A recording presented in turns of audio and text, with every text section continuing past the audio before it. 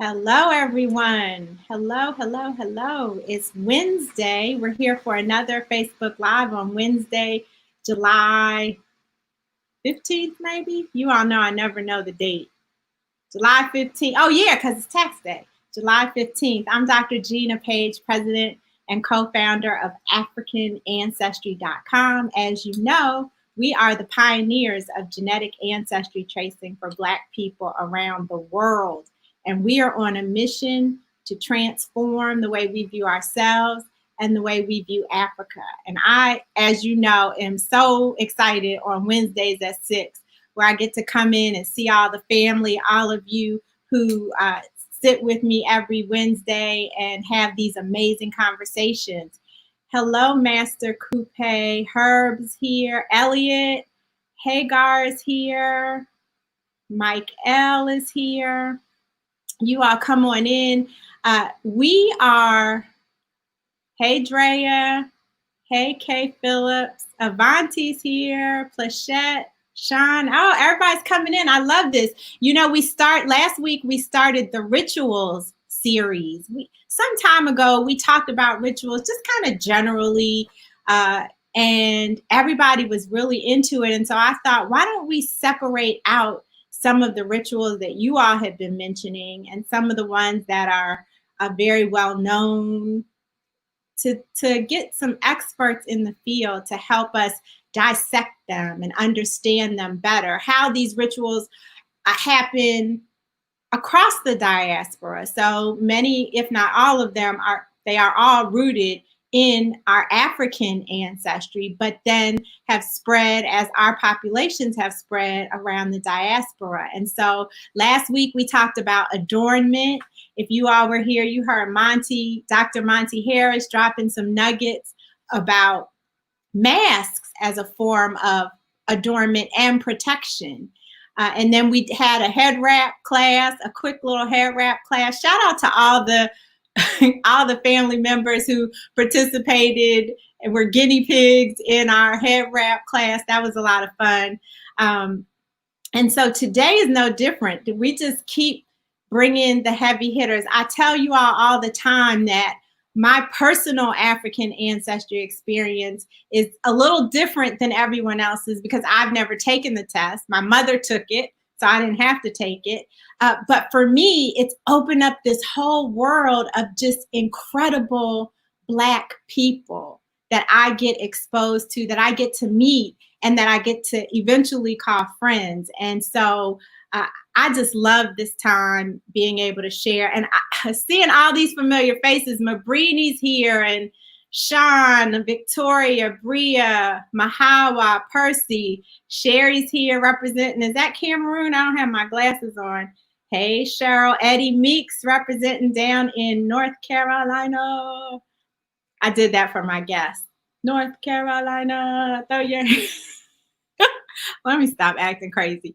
Joseph's here. Mary, as usual. Mary, I'm coming for your hairstyle, Mary. I'm going to get there. Hello, everyone. Marcus Stone, Christopher. And so many of you all, thank you for being here. So today we are going to talk about rites of passage.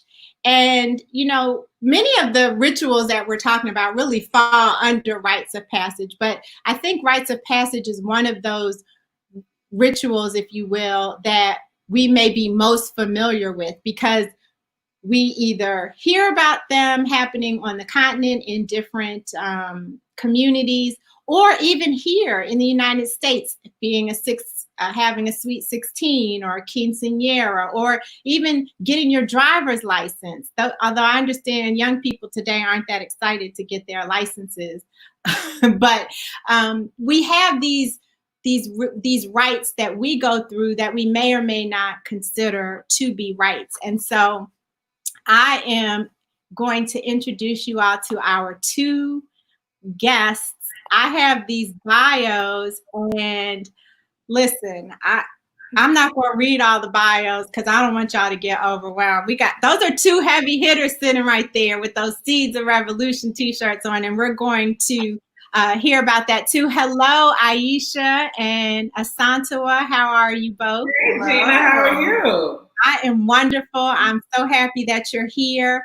And so Aisha Obafemi is in the red t-shirt, and Dr. Asantewa Sunny Ali is in the green t-shirt.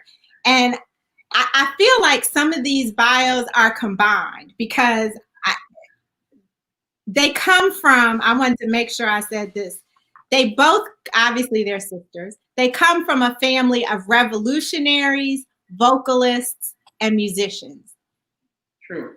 That's just to start. That's just the umbrella. Okay. And then when we talk about Aisha, she's a creative innovator. She's a results-oriented marketer, strategist, actually marketing strategist, that has been creating impactful marketing and branding solutions for over 30 years.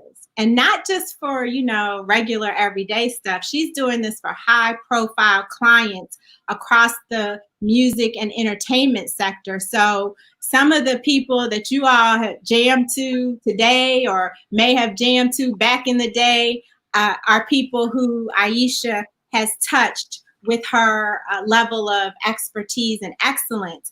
And I love in her bio where she says, her legacy is to be remembered as a spiritual individual who is always there when needed and always strives to do her best.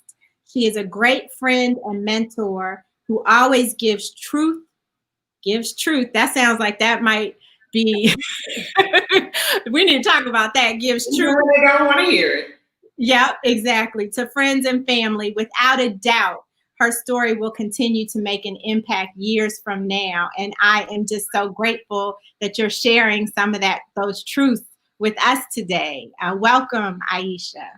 Thank you. And then her sister, Dr. Asantewa, a scholar, an educator, a theater practitioner, a youth advocate. She is currently an assistant professor of Pan-African Studies at Kent State University. She serves as director and program coordinator of the Fulani Youth Institute of Academics and Arts. I know that's exciting some of you all in the comments, as well as being the director of the Center of Pan-African Culture. Is that at Kent State? Yes, it is. Okay. So she's a researcher. You all heard that, Dr. Sunny Ali.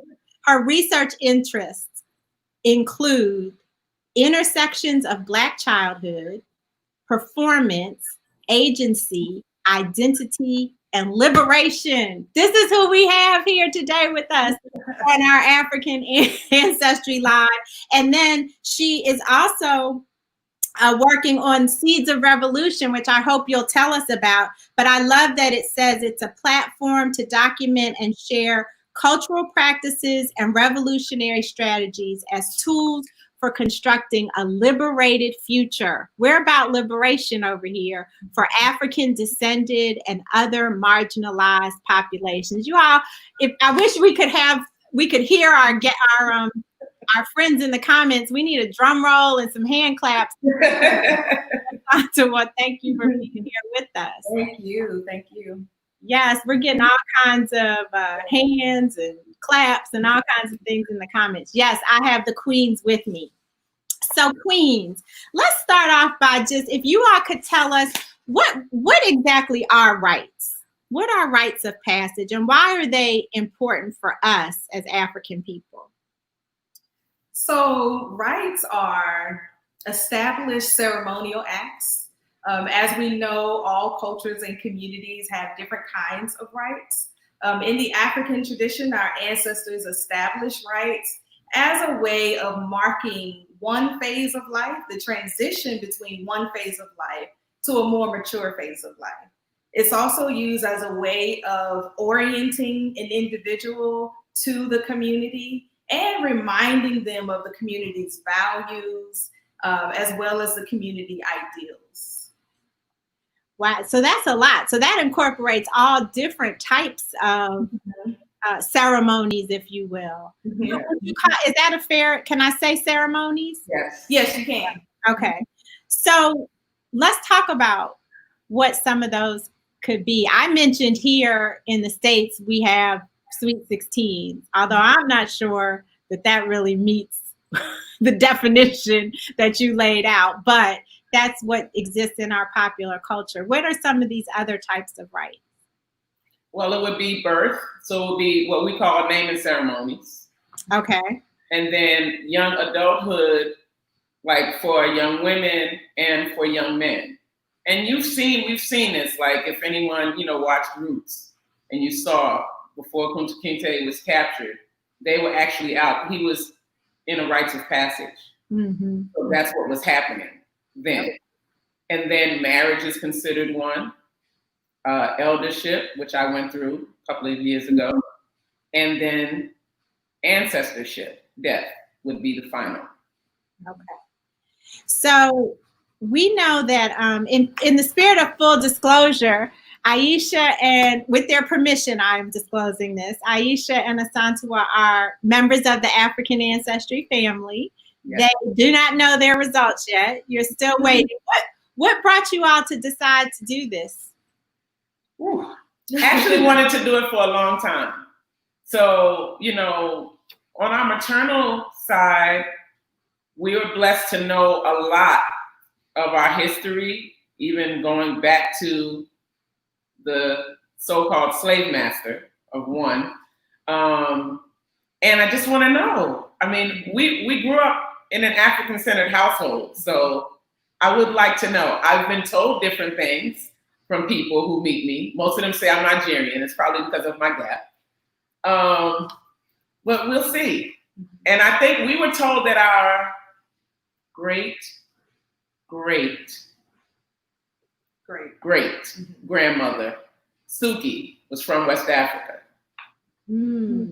And so this is your mother's mother's mother's mother. Okay, so that's the test. You took our matriclan test. And so, we're going to get ancestry. I brought that up because many of the family members that are with us right now are members of the Mende people of Sierra Leone. And we know that the Mende have the Sandy Society which is where their, I guess their young adulthood rites take place. So they usher girls into womanhood.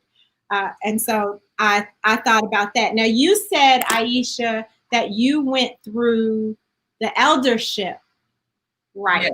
When I turned 50 in 2017. So yeah, in 2017. Wait a minute. How old do you have to be to move into eldership? 50. Because you don't look like you would be. I'll be 53 in 3 days. Oh, listen, you all. That's one of the beauties of being an African woman. You can't tell. This woman does not look like she's an elder. Okay, but neither do I, right? I'm 53 also. Nope. Okay, so tell us about the eldership rites that you went through. Okay, so yeah, it was. I mean, of course, I'm usually the one helping to coordinating and doing these things. So this was the first time that I had no clue of what was going to happen. My aunt, because our mother, transitioned in 2016. So my aunt, her sister, did the whole thing. Like she ran everything. Okay. So there's a council of elder women who are community members who helped me grow from an infant, who knew me, family members. They were all part of my council of elders.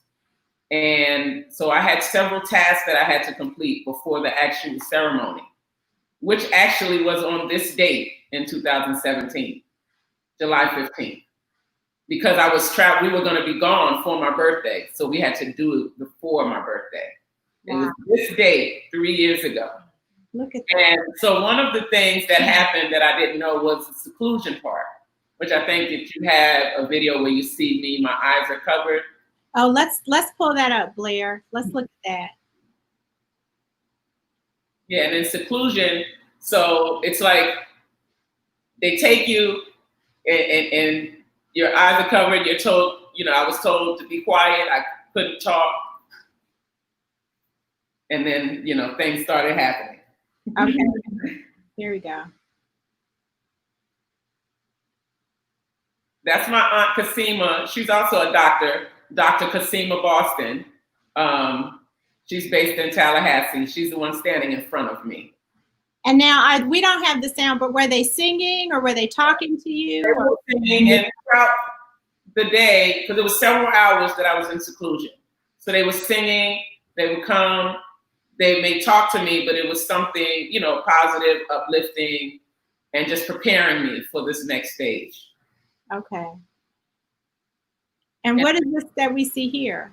So we're looking at an altar. So these are some of my ancestors. So that one picture where you see several people, that is my grandfather, my maternal grandfather, his mother, my great-grandmother, Sadie, and her mother, my great-great-grandmother, Susie, and a cousin, and my great-grandmother's husband. Okay. And so I'm asking this question for the obvious, even though it's an obvious question, yes. What is the significance of the altar? Well, the altar is significant because you need to remember from where you come. And that these people, although they are not here with us on earth, that they are with us. They never leave. Those who have died have never left. Mm-hmm. The dead are not under the earth. That is my mother that we're showing right now. Mm-hmm. And so it's important to always acknowledge those are my paternal grandparents. And then my great-grandmother. And so, yes, we talk to them, you know, on their special days, birthdays, and different things. You bring food, you know, and leave for them. That is my great-grandmother, Julia. Wow. So this is amazing because, you know, I can only imagine how you were feling. If I tell you, I'm getting choked up now, actually, Gina, talking about it. So yeah, it's an amazing feeling. It's a beautiful feeling. And I definitely felt my ancestors there with me. I felt that I was reconnecting with them. So it's very, very spiritual, very empowering. And I want to point out, go ahead. I wanted to just point out that in the rites, right, when we think about those various stages that Aisha pointed out earlier, so birth, adulthood, marriage, elderhood, and ancestorship, elderhood is actually a status in society that's considered the closest, just like infants or newborns are considered the closest to the spiritual realm, right? Mm-hmm. And so what you're feeling and what you're expressing, I think, is that closeness to that realm. And I also want to make a point that in her eldership rites, along with my aunt, my cousin, who I believe is watching as well, I mean, not Tachari, just a quick shout out. We facilitated a portion of the rites, and we talked about the importance of honoring elders and the idea that there's a saying that says that every old person is not an elder, right? And every dead person is not an ancestor. And so in African tradition, it is believed that you get exalted to the status of elder because you have made positive contributions to your community.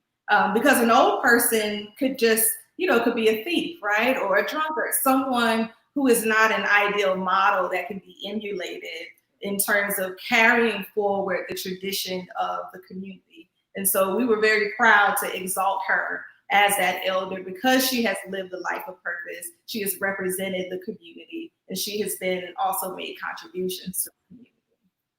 I don't know. I just met you, Dr. Asantewa, and I've only spoken to Aisha a couple of times, but I had this sense, and I said it to you, Aisha, I had the sense that you are a very special person. You said to that. Those who know you. And I'm honored to hear that. And it's an honor. It's an honor and a blessing for me. So it just, I just felt it. I just saw it. I felt it. So, okay. So you started off in seclusion. Yes. And it was all women? Yes. Okay. You started off in seclusion with the women. And was that was the purpose of that to kind of ground you and to get you focused? Yes. Okay. And then what was the next step? Prepared. So then there were 3 of my circle, 3 of my tribe who were able to make it, were there with me. They got me dressed. And I still was unable to speak. So they did everything and I had to just go with it. And then was led out, to the point with drumming and everything to the almost, how many people? I had about, 100 people there for. Now, were these all family or was it family and close friends? Family and close friends. Okay. And I had never, growing up, we didn't share with the outside community who wasn't raised in the way we were.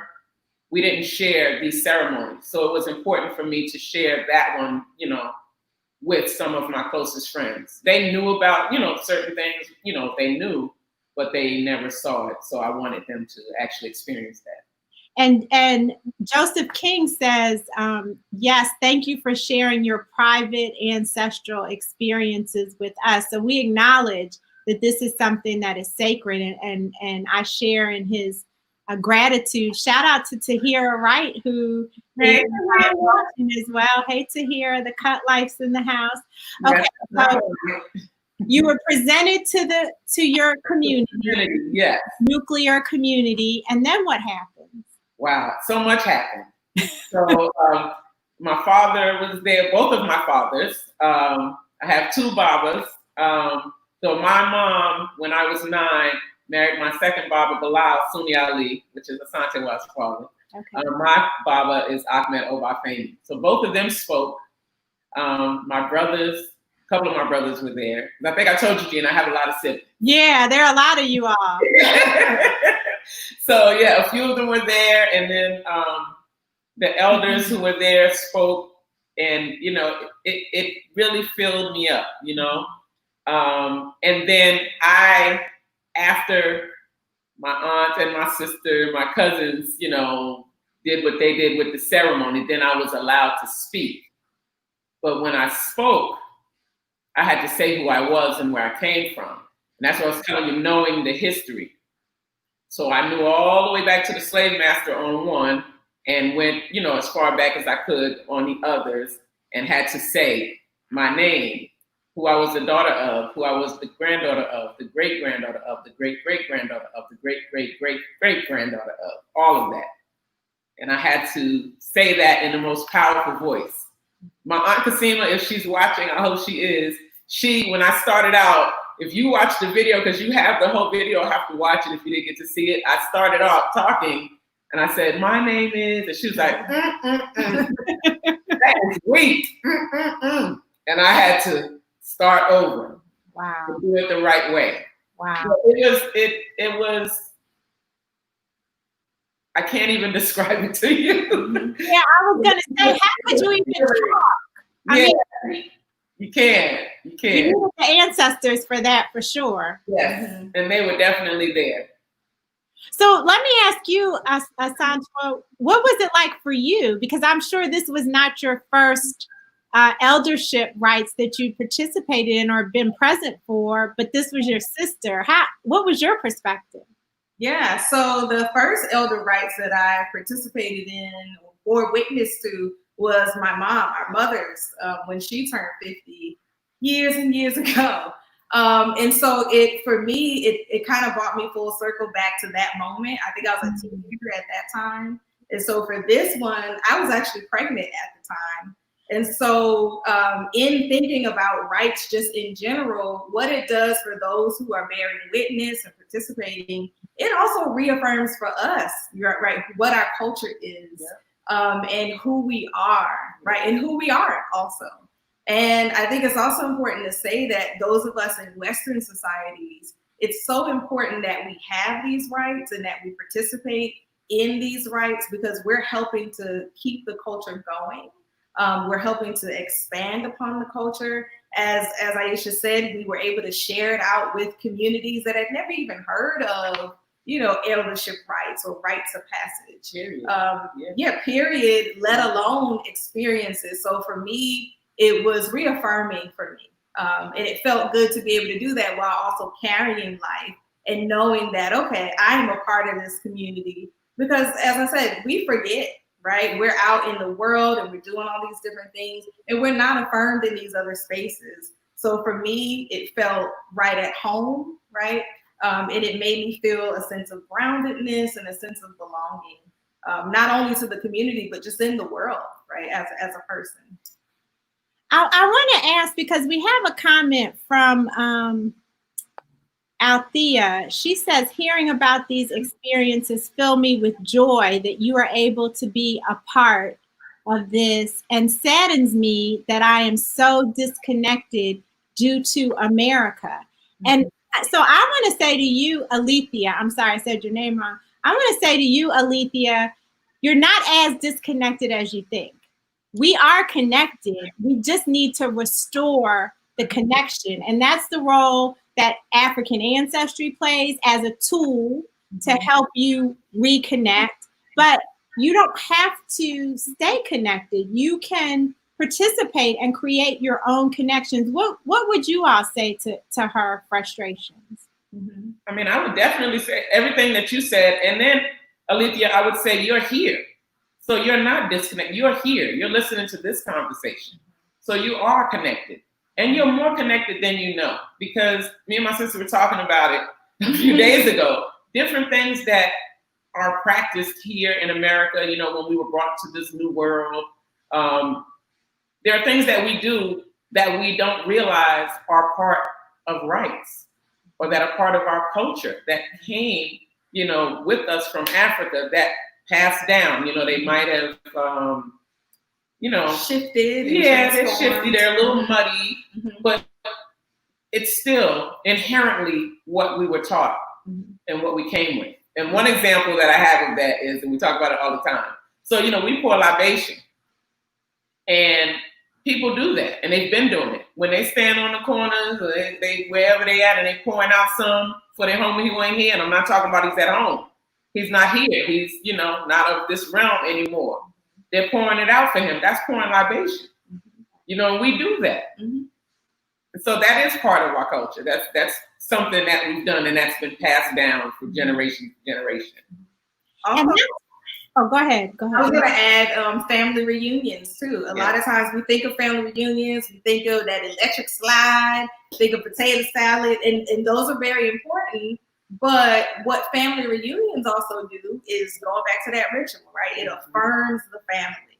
It intentionally preserves the culture of the family. It passes it down to the younger generation. It creates bonds within those families. So we are practicing, we have those Africanisms, those characteristics and practices from the continent that we do carry forward, but we just may not know, we may not be cognizant that, this is an African tradition, but it's so much a part of who we are, whether we know it or not. Yeah.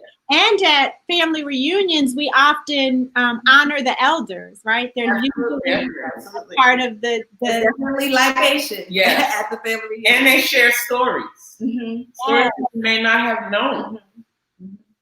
So Alethea wants to let you guys know that it's Kanika from @FroBabies. She's logged in under her business account. I know Kanika. Hey, Kanika.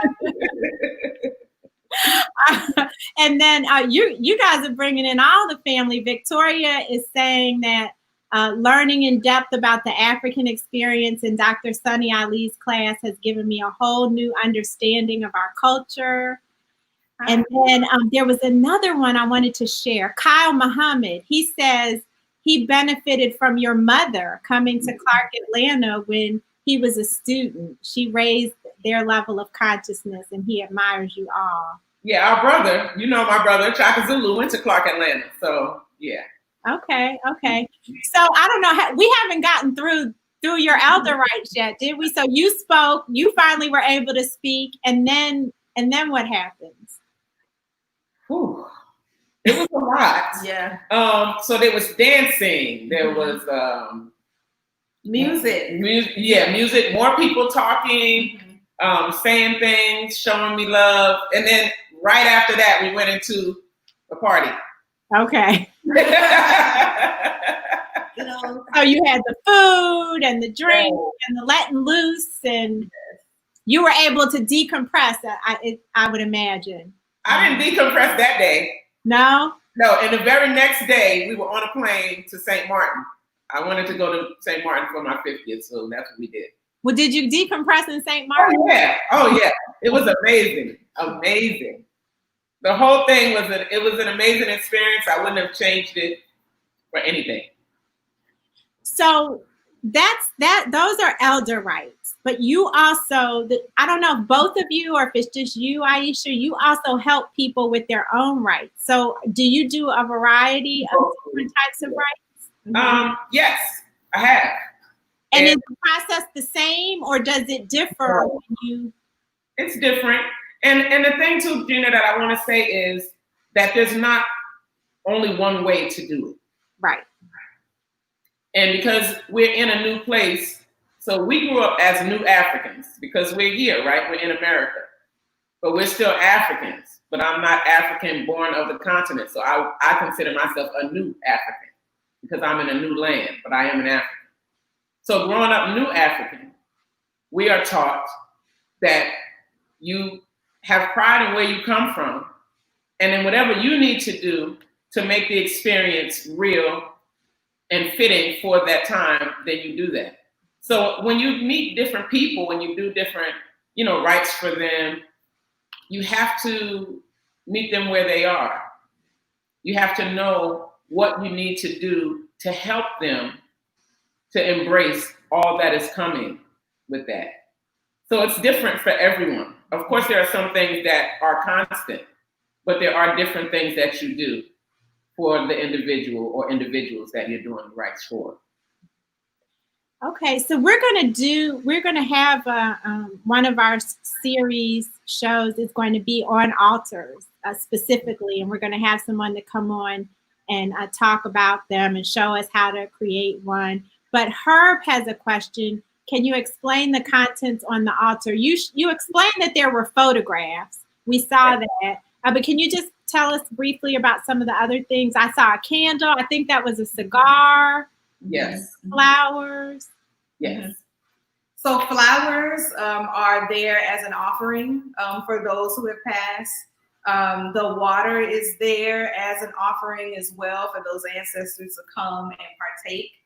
We didn't mention earlier, but our mother was initiated in the Ifa tradition. Okay. And so she was a priestess of Obatala, Iya Fulani, Iya Losha Fulani, Adebalola Suni Ali is her full name.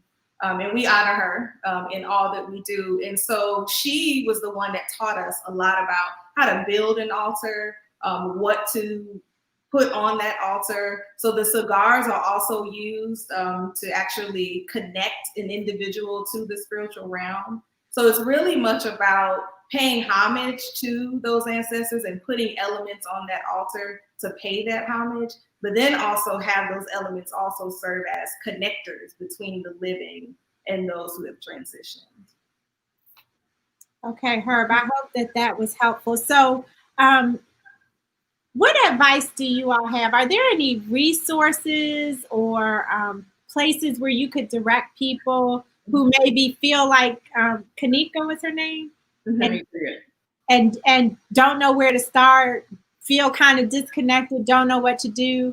Mm-hmm. What would you say to them? How could they get started? I'm sure you've written something, Dr. Sunny, that they can read. So I'm writing, I'll say that. But what I do, I'll just quickly say what I also do at Kent State University, when we have freshmen come in at the beginning of the year, I actually facilitate an APO ceremony. And speaking to meeting people where they are, I recognize that they may not have a point of reference for this. And so we do the APO ceremony, which I'll talk about a little bit. It's pretty much the spices of life that get explored through elements, actual food in 8 bowls that we'll set up. So we didn't have a picture of that, but a lot of the rites that we perform whether it's, for infants at those various stages of life, are grounded in the Abo ceremony.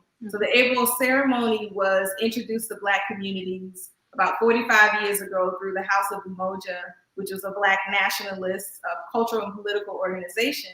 And basically through those different spices, for example, cayenne represents the hot and critical times. Then there's water that comes right after to remind us that, trouble doesn't last always.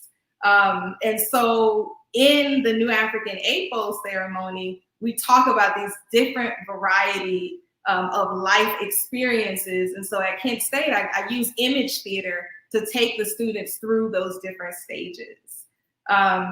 So for resources, I would actually advise Alethea or anyone else who's interested to go and check out, it's an article called 8 Spices of Life, or the Abo ceremony, and it's written by Dr. Makungu Akinyela. You can just Google that and find it.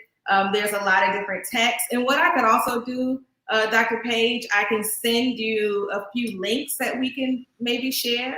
Okay, yeah, that'd be great.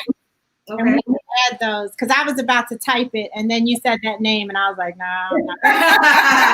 That's a lot. And there are 2 resources. Yes. So there's another one, and I'm going to look at my notes really quickly. It's called it's an article. It's called The 5 Major Initiation Rites, and it's written by Professor Manu Ampim. And that one they're all significant, but that one is significant because at the end of the article, he actually lays out practical applications for how you go about celebrating those different phases and what kinds of rites you can do. For example, for an infant, he talks about creating a birth chart for that infant. And again, there's so much to be said about rites. One of the other things that happens that's really important at the newborn stage is a naming ceremony, where sometimes the community even participates in naming that child, right? And again, I know I'm using the word affirmation a lot, but this is all about affirmation, right? And affirming for that child who they are, who they belong to, and what the community wishes and hopes for them in their life journey. And that goes back to it takes a village, which we've gotten away from, unfortunately, a lot lately, because people don't want you saying anything to their child. Not that you're, coming down on them or anything, but it does take a village. Each one teach one. We still need to be responsible for each other. We absolutely do. So can you tell us about Seeds of Revolution? I'm really excited about that. When I saw that in your bio, I was like, oh, I hope we have time for that. Yes. So Seeds of Revolution is, again, I'll say it again, it's an affirmation, right? It's a reminder of who we are. It's a research and documentary film series. So it started as an extension of my dissertation, which is looking at New African childhood, conformity, agency, and the spaces in between. So it really explores what it meant to grow up the way that we did, right? To grow up African-centered, to grow up Black nationalist. And I really look at our rearing as a pathway to liberation. As we know, there's so many pathways, right?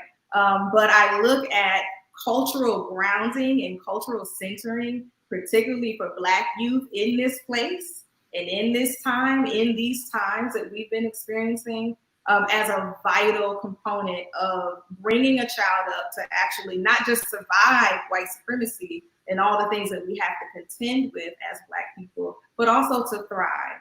And so the Seeds of Revolution project comes out of that research, and it basically celebrates other activists, not just children of activists, but activists in their own right.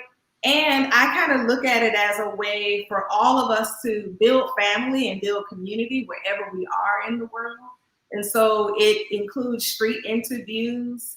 I've traveled to Belize, Central America. I've looked at other Black nationalist groups who may not identify as Black nationalists, but in thinking about how they keep their culture at the center as a tool for survival and to thrive. So for example, the Garifuna people of Belize, I've done some work with, and I'm working on a documentary about that particular population. So it's a research and documentary series that has all of these components. It's ethnography, there's photography, we've done some art exhibitions. Tell people where they can find it. Yeah, I was gonna say we need to know how to You can visit us on Facebook, right here on Facebook, Seeds of Revolution.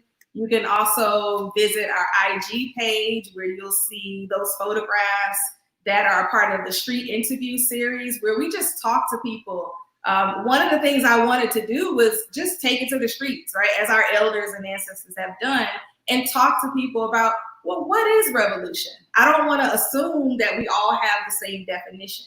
And if we are going to unify and move toward liberation, we need to be on the same page, or at least be speaking the same language around what revolution is. How do we conceive of liberation? So the street interviews is what you'll see on the Instagram page. There's street interviews from Belize, from Cuba, from Ohio, from Georgia, where we just go and talk to folks and see, you know, how they're conceiving of these concepts and what their plans are for creating revolution in the world and in their own individual lives and communities.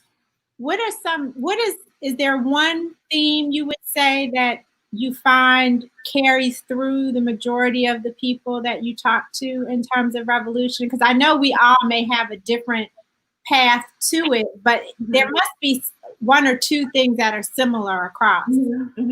So a few things that are similar. I'll start with the one that I don't always like to lead with, because it does, going back to Alethea talking about that sadness and that disconnection, it has revealed for me that so many of our people don't conceptualize of liberation or revolution. And so I've had a lot of people just shy away. Hey, no, ma'am, I don't want to talk about that stuff. Or I don't know what that means. You know, revolution is maybe revolving around the sun. They're not thinking about it in terms of a political awareness. But then on the other side, the majority of the people that I've interviewed do express a very nuanced, right, and complicated understanding of what revolution is in all the ways, right, that we can experience and conceive of revolution. And then I guess a third one would be that people really express that being who we are, just existence, right? So we've heard of that saying, existence is resistance. So just being our Black selves, our Black African selves, doing these kind of things, right? Doing rituals of grounding ourselves in who we are becomes revolution, becomes liberation. So a lot of people have expressed that. I'm with you on that one. I think there's so many different ways. I think that tracing your ancestry, taking an African ancestry test, not just any test, but our test, of course, is an act of resistance, because we were not supposed to be connected. If the powers that be had it their way, we would stay disconnected forever, because they understand our power. And that's what I really hope that people get, is that the reasons why we were disconnected. We were taken from a power source. That means that we come from a source of power. And so I'm telling people, you know, if you can't, just because, you know, you may not be able to go out and protest. You may, you know, there are all different ways that you can support the revolution or your personal act of resistance. And so I'm glad to hear you talk about that. And I'm glad that people can go to Seeds of Revolution on Facebook and on Instagram. And also there's a website, seedsofrevolution.com. No, and you can see the trailer for the first documentary that's coming out. When is that coming out? Do we have a date? So we are looking at February of next year. Okay. That's good. Yeah, that's not far away. You ready? Not yet. I'm getting there. I love it. You all, we're talking to Dr. Asantewaa Sunny Ali and her sister Aisha Obafemi. Did I say that right? Okay. Yeah. It's all good. About rights and revolution. That's what we should have called this. Rights and revolution and liberation. These are two powerful, grounded, giving, generous Black queens. And I am so honored to have you here with us today. Is there anything else that you all would like to share? People have been soaking this up. Let me tell you, I don't think we've ever gotten this many comments. I'm loving it. I'm loving all of the engagement here. Is there anything else that I haven't asked you that you think is important for us to share? I mean, I'm sure there's a lot of things. I was just getting ready to say, that's a loaded question, Gina. That's a loaded question. I mean, I don't know if there's anything that you haven't asked, that you haven't asked, or something that you wanted to share that we haven't covered. I just want to share with people, just to be open. To be open to learning more about who you are, where you come from. To be more open about your elders, especially the young people. If there are young people here, even if there are elders on here and people who are not elders yet, but are, on their way, talk to your elders. Talk to them. They have stories. There are things that you don't even know about your grandparents. There are things I'm still learning about my parents. And I'm over 50 years old. Like, there are things that I'm learning about my parents. And I love the fact that I can learn these things, because you need to pass that on. That's how we tell the stories. That's how our children and our children's children will know where we come from, who we are, and what we did. What we did, what our parents did, what the uncles did, what our cousins did. That's a way for us to stay connected. I love that, because when we talk about genealogy, one of the reasons African ancestry exists is because there were no records for us after a certain point. So we can do the traditional genealogical research, but when you're a Black person, when you're a person of African descent, you're going to inevitably hit a brick wall, because we didn't have our names, we didn't have any of that. And then we got separated. Right. We got sold over here. Exactly. And so part of that trauma means that our elders don't always want to talk. And so people say to me all the time, well, my grandmother won't talk about it, or my auntie would never talk about it. So I just don't have the history. And my response to them is very similar to what you just said, is that, well, you're going to be an ancestor one day. So you start documenting what you know. Yeah. Pass that forward, so at least the next generation won't experience that same void of information when it comes to you. And we are all tethered to these phones, and all you have to do is click voice record and get someone to start talking, and you have it. And I want to say that as you become older, as you become an elder, you're going to talk more. So things that they wouldn't talk about, they're going to start talking. They're going to talk. Yeah, I would say really push those people in your family, even if they're not over 50, right, or considered an elder. Talk to whoever will talk, right, and document those stories, because sometimes the older people have talked to them, right, and they have things that they can pass forward. So I agree that, I'm learning things all the time. Just last week, I learned something about my dad that I didn't know. And I do want to shout out Victoria. Thank you for tuning in. And any of my other students, I tell my students all the time, don't think that you know Black history or what Blackness is or what African culture is. There's so much, it is so vast, right? It is so diverse. And so there's always something that you can learn. Like you said, we have Google, we have all of these resources right at our fingertips. Those of you who are enrolled at colleges and universities, you have full libraries. Even in the virtual space, you are able to go and access things and just, search the things that you're interested in learning. So all of us are not going to be experts or scholars or doing research about the things, but you can go and at least expand your knowledge.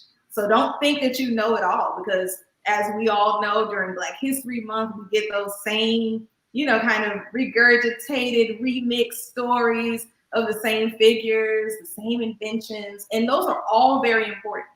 However, there's so much more to who we are and what we've contributed, not only to the United States, but to the world. Ashe. No.